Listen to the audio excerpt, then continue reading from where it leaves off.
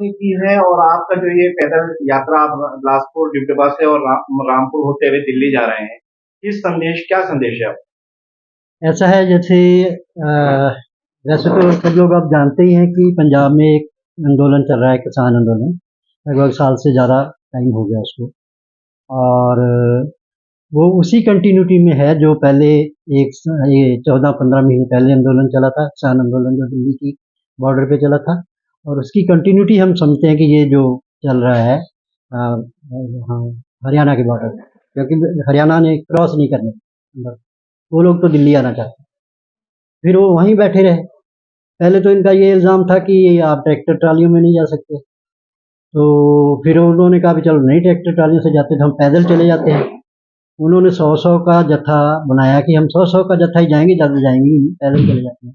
फिर उनको पैदल भी नहीं जाने दिया। उनके ऊपर भी शेलिंग हुई, काफ़ी लोग ज़ख्मी हुए, वाटर कैनन हुआ और सब कुछ हुआ। तो वो भी नहीं चला फिर। तो फिर जब सब तरह से आदमी निराश हो जाता है ना, हताश हो जाता है, कोई बात सुनने वाला ही नहीं है तो कैसे सुनाएगी? तो फिर डल्लेवाल साहब ने कहा कि ठीक है, अगर हमारी कोई वैसे नहीं बात सुनता तो हम अपनी जान पे खेल जाते हैं, हमारी जान ले लो भैया फिर। तो डल्लेवाल साहब आमरण अनशन पे बैठ गए। आज उनका 50 दिन से ऊपर हो गया है। ठीक है। तो अब तो किसी पर भी कोई बुरी खबर आ सकती है। मतलब हालात उनके ऐसी नाजुक है, उनका मतलब शरीर के ऑर्गन कई सारे काम करना बंद कर गए हैं। तो सब में डर है, सहम है। और जहाँ कोई बैठा है आंदोलन से जुड़ा हुआ आदमी, जहाँ भी बैठा है तो उसकी नज़रें तो वहीं है, उसी बॉर्डर पे है। तो हमारी भी नज़रें वहाँ हैं। मैं वैसे जाके आया हूँ, डल्लेवाल साहब से मिल के आया हूँ 10 दिन पहले। तो फिर अब हमने सोचा कि बाहर बैठे-बैठे क्या फिर तमाशा देखते रहें, क्या करें अब? कोई घटना घटती है तो कौन जिम्मेदार है? सरकार ही ज़िम्मेदार होगी और कौन ज़िम्मेदार होगा? क्योंकि सरकार से ही डिमांड है, सरकार ने ही पूरी करनी है। एमएसपी की डिमांड जो है वो केंद्र सरकार ने पूरी करनी है और कोई कर ही नहीं सकता। तो जो एमएसपी की डिमांड है जो केंद्र ने पूरी करनी है, तो आंदोलन है भी केंद्र के खिलाफ था और वो जा भी दिल्ली को रहे। ये तो हरियाणा वालों ने खाम-खाम में उनको बीच में रोका। और अब सुप्रीम कोर्ट ने इंटरवीन किया, सुप्रीम कोर्ट में केस चला गया, तो वो जो इंटरवीन कर रहा है सुप्रीम कोर्ट, तो वो भी कायदे से नहीं कर रहा। वो डायरेक्शन पंजाब गवर्नमेंट को दे रहा है। पंजाब गवर्नमेंट उसमें क्या करे? पंजाब गवर्नमेंट को कह रहा है कि डलेवाल जी को उठा के लेके जाओ, इनको हॉस्पिटल में ले जाके इनकी ट्रीटमेंट करो। तो उनको पता है कि एक जान बचाने के लिए अगर हम वहाँ गए तो जैसा वहाँ इंतजाम है, जैसे किसानों में रोष है, गुस्सा है, तो वहाँ तो 50 आदमी और मर जाएंगे फिर एक को बचाते बचाते। तो वो नहीं कर रहे वहाँ ऐसा कुछ भी। सुप्रीम कोर्ट के कहने पर सुप्रीम कोर्ट उनके ऊपर कंटेम्प्ट ऑफ कोर्ट भी लगा रहा है। तो अगर अभी हमें वो मंजूर है, वो तरीके भुगत लेंगे, हम सजा ले लेंगे, लेकिन हम ऐसा नहीं कर सकते जो आप हमें कहते हैं। एक्चुअल में सुप्रीम कोर्ट भी खिला रहा है इधर उधर। उनको डायरेक्शन देनी चाहिए सेंटर को, दिल्ली सरकार, कि आप भैया इनकी बात सुनो। जैसे भी इनसे कोई जो वो डलेवा साहब ने कहा कि अगर बात शुरू हो जाती है तो मैं अनशन खत्म कर दूंगी। तो अगर सेंटर बात करने के लिए भी राजी नहीं तो फिर कोई क्या करेगा? फिर मर जाएगा, मरेगा ही। और वो मरने के लिए बैठ गया है। और अगर वो मर जाता है तो हमें जो लगता है कि पंजाब पहले ही बहुत डिस्टर्बेंस झेल चुका है। अगर खुदा ना खास्ता डल्लेवाल साहब को कुछ हो गया तो फिर पंजाब हो सकता है कितनी वहाँ कोई बड़ी बगावत खड़ी हो जाए। ठीक है ना? क्योंकि एक पहले ही वहाँ कोई क्षेत्रीय पार्टी नहीं है, जो पार्टियां वैसे ही है नहीं है, पॉलिटिकल वैक्यूम है वहाँ। कोई लीडर नहीं है हमारे पास पंजाब में ऐसा कि जो कि सबको रोक सके और समझा सके या स्थिति को काबू में कर सके। तो ऐसे जो हालात हैं वो किसी भी बड़ी घटना को जन्म दे सकते। तो आपका जत्था जैसे आप रामपुर बिलासपुर से शुरुआत कर रहे हैं, क्या लगता है पूरे देश भर से ये जत्थे निकलेंगे उनके लिए? देखो हमारी एक पहल है, हमारे एक इतिहास में ना एक चैप्टर है, छोटे साहिबजादों की शहादत हुई जब फतेहगढ़ साहब में।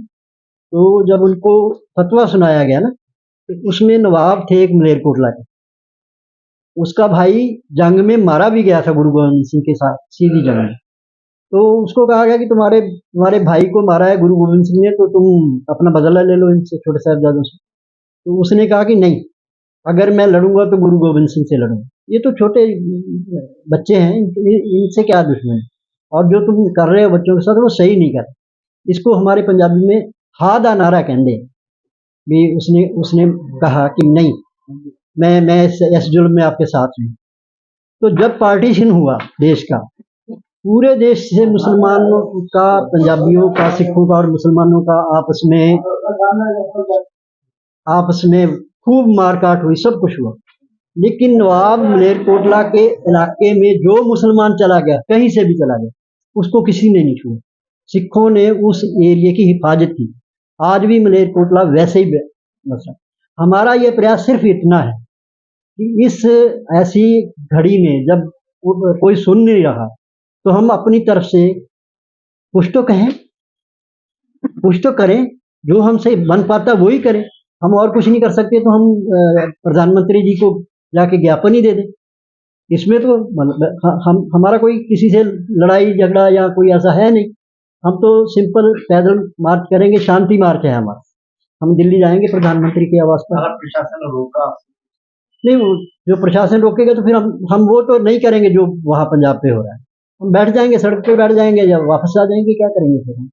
पहले भाई क्या कहेंगे, आप भी इस शामिल हैं, पहले भी आप कई सारे क्या मानते हैं, किस तरह की, किस नजर से देख रहे हैं?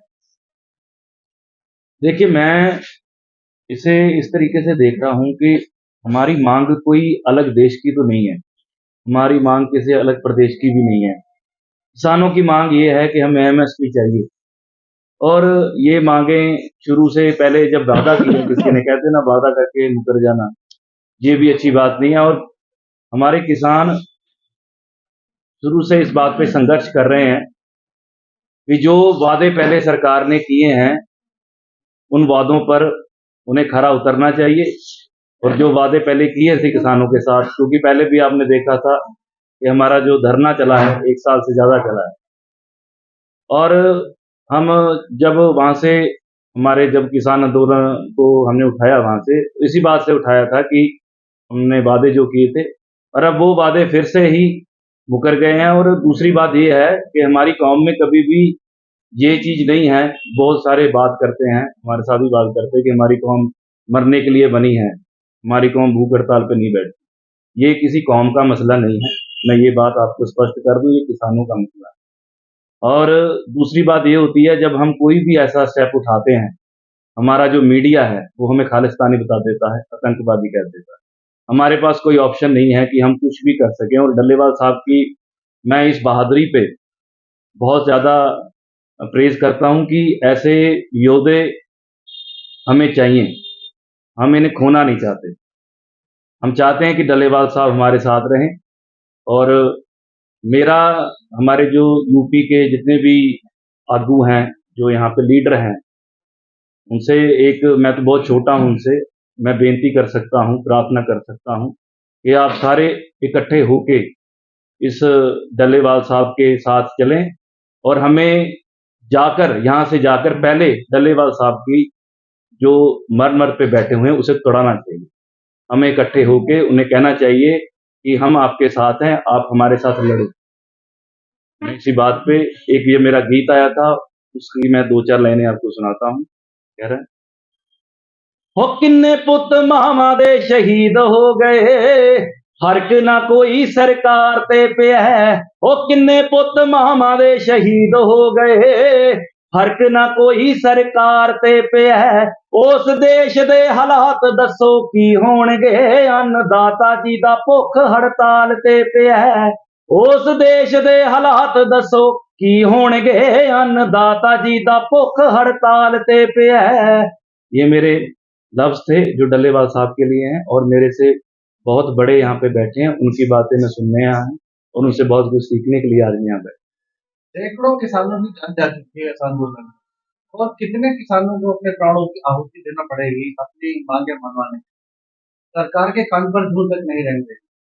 मैं उसी बात का जिक्र इस गाने में कर रहा हूँ कि उस देश के हालात क्या हैं, जिसका अन्नदाता सड़क पर भूख हड़ताल पे इस बात पे बैठा है कि हमें एमएसपी दे दें, हमारे रेट दे दें, क्योंकि खर्चे बहुत ज़्यादा हैं खेती में, और बचता कुछ भी नहीं है, क्योंकि हम भी किसान परिवार से हैं। मेरी लाइन, बेशक कलाकार हूँ, सिंगर हूँ, मेरी जो पैदावार हम जो करते हैं, हमें जो इनकम है खेती से ही जुड़ी हुई है। और कहीं ना कहीं अगर मैं सिंगर भी बना हूँ या कुछ भी किया है, उसमें किसानी का बहुत योगदान है, क्योंकि मेरे फादर साहब भी आए हैं, एक किसान है, मैं किसान का बेटा हूँ। और हमने सब कुछ देखा है और जीरो से हम शुरू कर रहे हैं। मेरी बेनती है सरकार से, निवेदन है, हम कुछ नहीं मांग रहे। हमें जो आपने वादे किए थे, जो आपने उस दिन वादे किए थे हमारे किसानों के साथ, उस वादों को पूरा करें, हम आपके साथ हैं। और मेरी बेनती है, जो भी हमारे आगे लीडर हैं, हम इकट्ठे होके चलें और इस मोर्चे को जो हरदीप सिंह डिबडिबा जी बापू जी ने ये ऐलान किया है, इसके साथ हम चलेंगे और जब तक सांस चलेगी हम किसानों के साथ।